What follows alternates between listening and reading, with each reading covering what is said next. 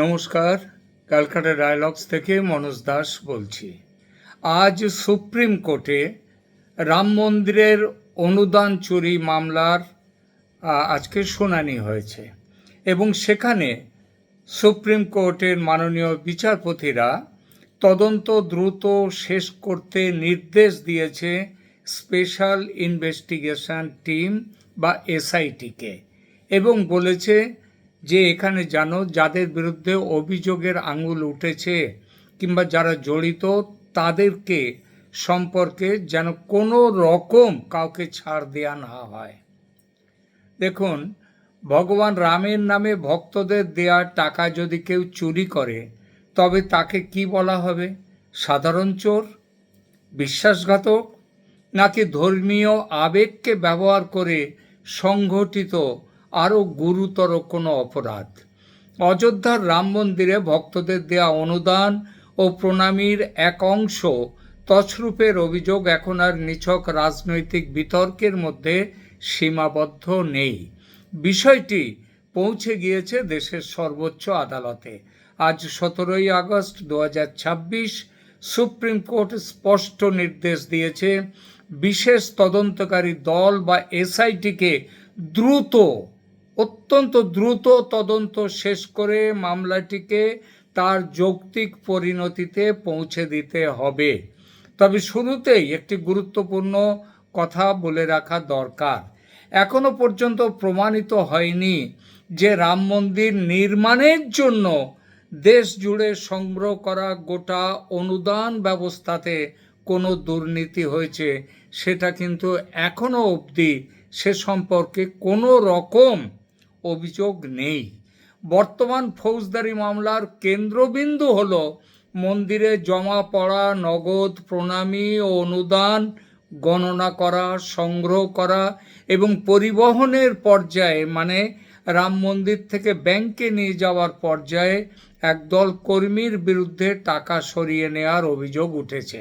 অর্থাৎ অভিযোগ অত্যন্ত গুরুতর, কিন্তু তদন্ত শেষ হওয়ার আগেই ওই রাম মন্দির ট্রাস্টকে অপরাধী ঘোষণা করার বিরোধিতা, সেটাও কিন্তু দেখতে হবে।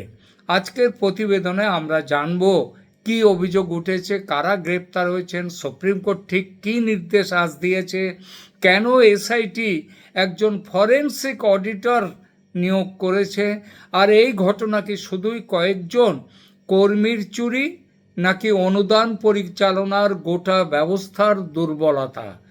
প্রথমে আসুন ঘটনাটি সামনে এলো কিভাবে। অযোধ্যার শ্রীরাম জন্মভূমি মন্দিরে প্রতিদিন বিপুল সংখ্যক ভক্ত আসেন। কেউ নগদ টাকা দেন, কেউ মূল্যবান সামগ্রী দেন, আবার অনেকে অনলাইনে অনুদান জমা করেন।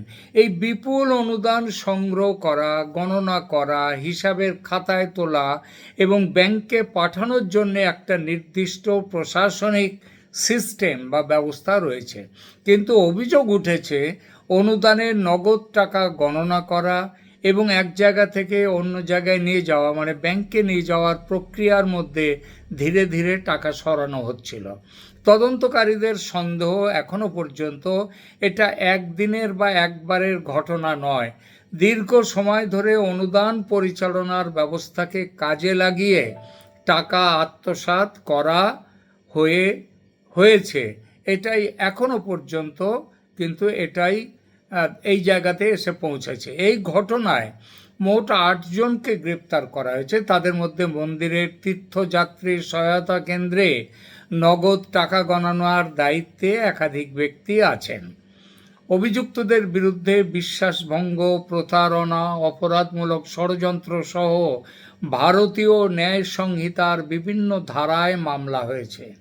সংবাদ সংস্থা রয়টার্স এক প্রতিবেদনে বলেছে, গ্রেপ্তারের পর অভিযুক্তদের কাছ থেকে প্রায় 79,80,000 টাকা উদ্ধার করা হয়েছে।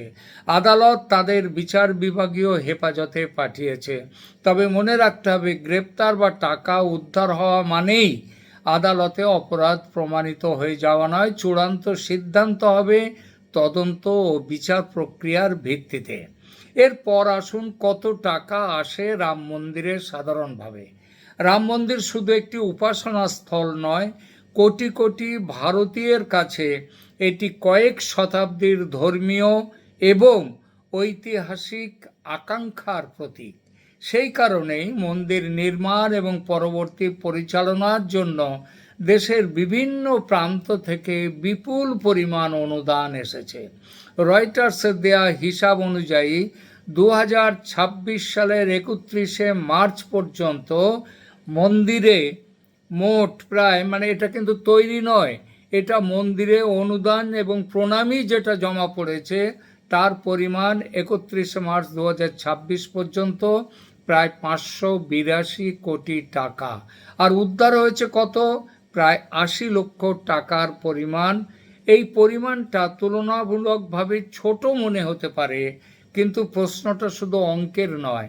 ভক্ত যখন ঈশ্বরের নামে 100 টাকা দেন তখন সেই 100 টাকাও তার কাছে পবিত্র। কেউ 500 কোটি টাকা থেকে 80 লক্ষ টাকা চুরি করেছে বলে এটা বলা যায় না যে মোট অর্থের তুলনায় চুরি কম হয়েছে, সুতরাং অপরাধটা ছোটখাটো।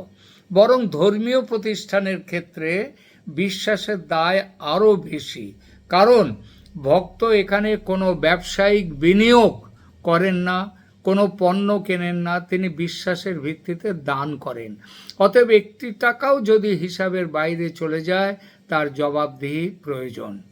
এবার আসুন, কেন বিষয়টি সুপ্রিম কোর্টে গেল? অভিযোগ সামনে আসার পর একাধিক জনস্বার্থ মামলা দায়ের হয়। আবেদনকারীদের মধ্যে আইনজীবী নরেন্দ্র কুমার গোস্বামী, অজয় কুমার রায় কংগ্রেস নেতা ও দীনেশ কুমার যাদব এবং আরজেডি সাংসদ সুধাকর সিং রয়েছেন। তিনটি প্রধান মামলার আবেদনকারীরা মোটামুটি কয়েকটা দাবি করেছেন। প্রথমত, তদন্ত যেন নিরপেক্ষ এবং সময় অনুযায়ী হয়, সময়বদ্ধ হয়, নির্দিষ্ট সময়ের মধ্যে যেন এটা শেষ হয়। দ্বিতীয়ত, অনুদান সম্পর্কিত সমস্ত তথ্য ও প্রমাণ যেন সংরক্ষণ করা হয়। তৃতীয়ত, প্রয়োজন হলে সিবিআই কিংবা বহুমুখী বিশেষ তদন্তকারী দলের মাধ্যমে যেন তদন্ত করা হয়। চতুর্থত, ট্রাস্ট প্রতিষ্ঠার সময় অর্থাৎ 2020 সালের 5 ফেব্রুয়ারি থেকে নগদ অর্থ, মূল্যবান সামগ্রী এবং অন্য অনুদানের পুরো হিসাব আদালতের সামনে পেশ করা যেন হয়। একটি আবেদনে CCTV footage, DVR, NVR data, QR code এবং ইউপিআই লেনদেনের তথ্য, পেমেন্ট গেটওয়ের লগ, হুন্ডির রেজিস্টার, টাকা গণনার কাগজপত্র, ব্যাংকের নথি, ভল্টে প্রবেশের রেকর্ড এবং মূল্যবান সামগ্রীর তালিকা সংরক্ষণের দাবিও জানানো হয়েছে। কারণ ডিজিটাল প্রমাণের একটি সমস্যা হলো নির্দিষ্ট সময়ের পরে তা স্বয়ংক্রিয়ভাবে মুছে বা ওভাররাইট হয়ে যেতে পারে। তাই তদন্ত দ্রুত না হলে গুরুত্বপূর্ণ প্রমাণ নষ্ট হওয়ার আশঙ্কা থাকে। দ্য নিউ ইন্ডিয়ান এক্সপ্রেসে এটা পরিষ্কারভাবে বলেছে। চতুর্থ অধ্যায়, সুপ্রিম কোর্ট আজ কি বলল? আজকে মামলাটি শুনেছে প্রধান বিচারপতি সূর্যকান্ত, বিচারপতি জয়মাল্য বাগচি এবং বিচারপতি ডি মোহনার বেঞ্চ। আদালতের নির্দেশের মূল কথাগুলো খুব গুরুত্বপূর্ণ। আদালত আজ যে নির্দেশগুলো দিয়েছে: 1, এসআইটিকে দ্রুত তদন্ত শেষ করতে হবে। 2, তদন্তকে তার যৌক্তিক পরিণতিতে পৌঁছে দিতে হবে, অর্থাৎ শুধু কয়েকজনকে গ্রেপ্তার করে তদন্ত থামিয়ে দিলে চলবে না। টাকা কোথা থেকে সরানো হয়েছে, কিভাবে সরানো হয়েছে, কারা লাভবান হয়েছে এবং ব্যবস্থাপনার কোনো দুর্বলতার সুযোগ নেওয়া হয়েছে কিনা, এই সব কিছু খতিয়ে দেখতে হবে। 3 নম্বর, এসআইটিকে তদন্তের অগ্রগতি সম্পর্কে রিপোর্ট সুপ্রিম কোর্টে জমা দিতে হবে। সেই রিপোর্ট দিতে হবে সিল করা খামে। 4, বিভিন্ন মামলাকারী তদন্তের মান এবং স্বচ্ছতা উন্নত করার জন্য কোনো কার্যকর পরামর্শ দিলে সিটকে তা নিরপেক্ষভাবে বিবেচনা করতে হবে। এবং 5, এসআইটির রিপোর্ট এখনই প্রকাশ্যে আনার আবেদন আদালত মঞ্জুর করেনি। প্রধান বিচারপতি জানিয়েছেন, এসআইটি সুপ্রিম কোর্টের নির্দেশে গঠিত এবং আদালতের কাছে দায়বদ্ধ। রিপোর্ট প্রথমে বিচারপতিরা পরীক্ষা করবেন, তারপরে প্রয়োজন মনে করলে সংশ্লিষ্ট পক্ষগুলিকে দেওয়ার প্রশ্ন বিবেচনা করা হবে। বর্তমান পর্যায়ে রিপোর্ট প্রকাশ করলে তদন্তের গতিপথ, সাক্ষীদের বক্তব্য অথবা প্রমাণ সংগ্রহের প্রক্রিয়া ক্ষতিগ্রস্ত হতে পারে। এই কারণে সম্ভবত আদালত সতর্ক অবস্থান নিয়েছে। এটি আদালতের বক্তব্য থেকে করা একটি যুক্তিসঙ্গত অনুমান, চূড়ান্ত বিচার নয়। এবার আসুন এসআইটিতে কারা রয়েছেন। সুপ্রিম কোর্টের হস্তক্ষেপের পর উত্তরপ্রদেশ সরকার, যোগী সরকার 4 সদস্যের একটি বিশেষ তদন্তকারী দল গঠন করে। দলের নেতৃত্বে রয়েছেন আইজি কিরণ এস, তার সঙ্গে রয়েছেন একজন ডিআইজি, একজন এসএসপি এবং একজন এএসপি পদমর্যাদার কর্মকর্তা। কিন্তু সুপ্রিম কোর্ট শুধু পুলিশ আধিকারিকদের নিয়েই সন্তুষ্ট থাকেনি। আদালত এসআইটিতে একজন ফরেনসিক অডিটর অন্তর্ভুক্ত করার নির্দেশ দেয়। সলিসিটর জেনারেল তুষার মেহতা আদালতকে জানিয়েছেন সেই নির্দেশ মানা হয়েছে। ফরেনসিক অডিটর কেন গুরুত্বপূর্ণ? কারণ এটা শুধুমাত্র কে টাকা নিয়েছে এই প্রশ্নের তদন্ত নয়। দেখতে হবে হিসেবের খাতায় কি লেখা হয়েছিল, বাস্তবে কত টাকা জমা পড়েছিল, কত টাকা ব্যাংকে পৌঁছেছিল, রসিদ ও নগদের মধ্যে কোনো ফারাক ছিল কিনা, ডিজিটাল লেনদেনে কোনো অসঙ্গতি আছে কিনা এবং হিসাবের রেকর্ড পরে বদলে ফেলা হয়েছিল কিনা।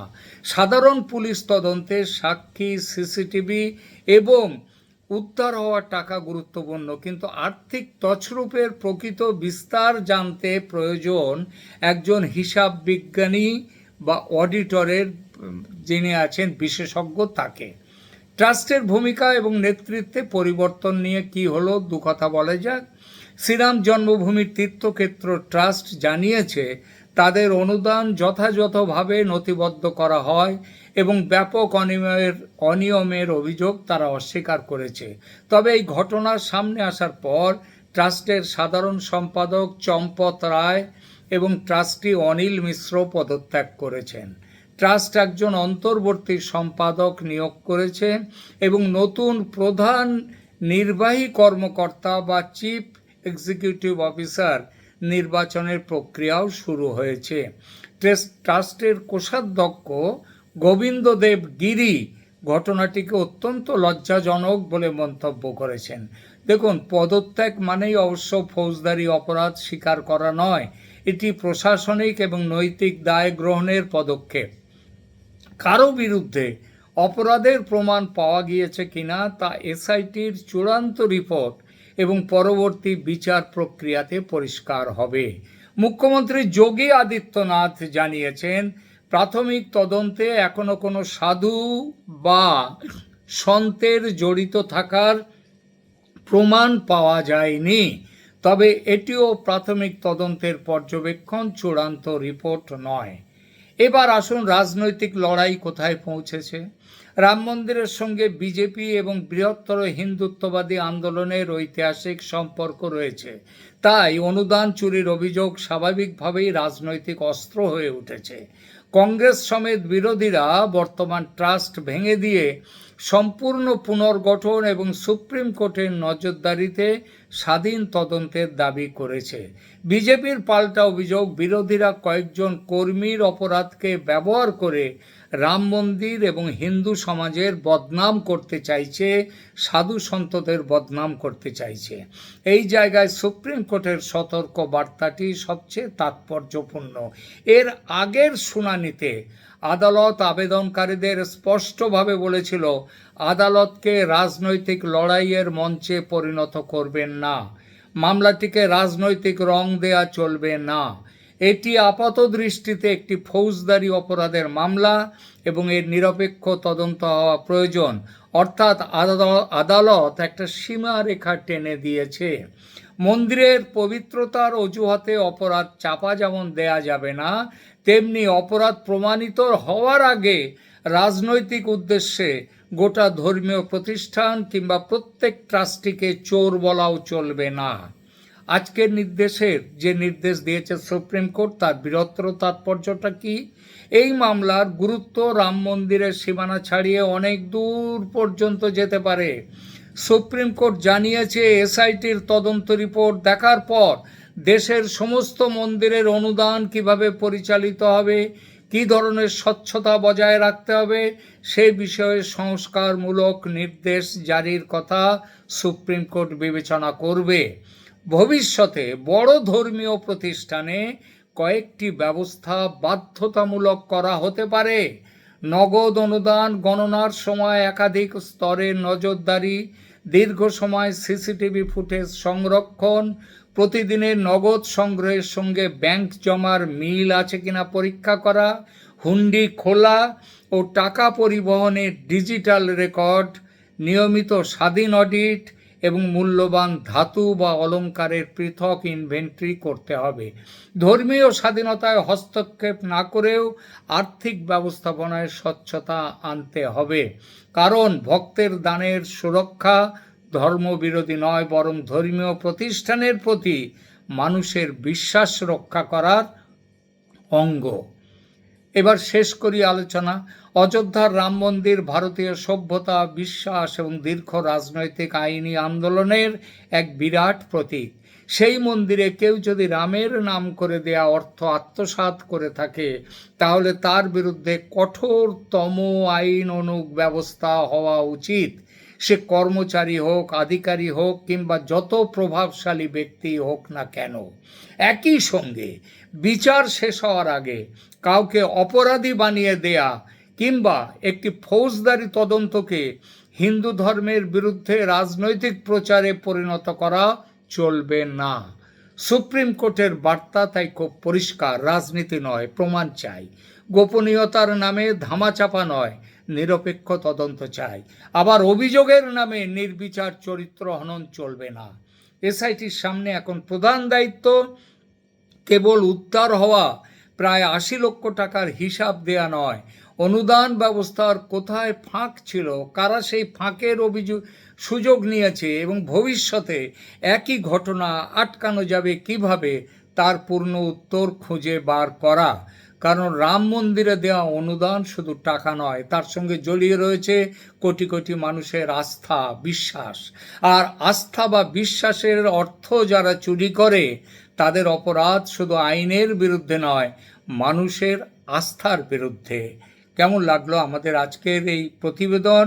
যদি ভালো লেগে থাকে লাইক দিন, কমেন্ট করুন, শেয়ার করুন এবং অবশ্যই চ্যানেল সাবস্ক্রাইব করে পাশে থাকুন। ধন্যবাদ।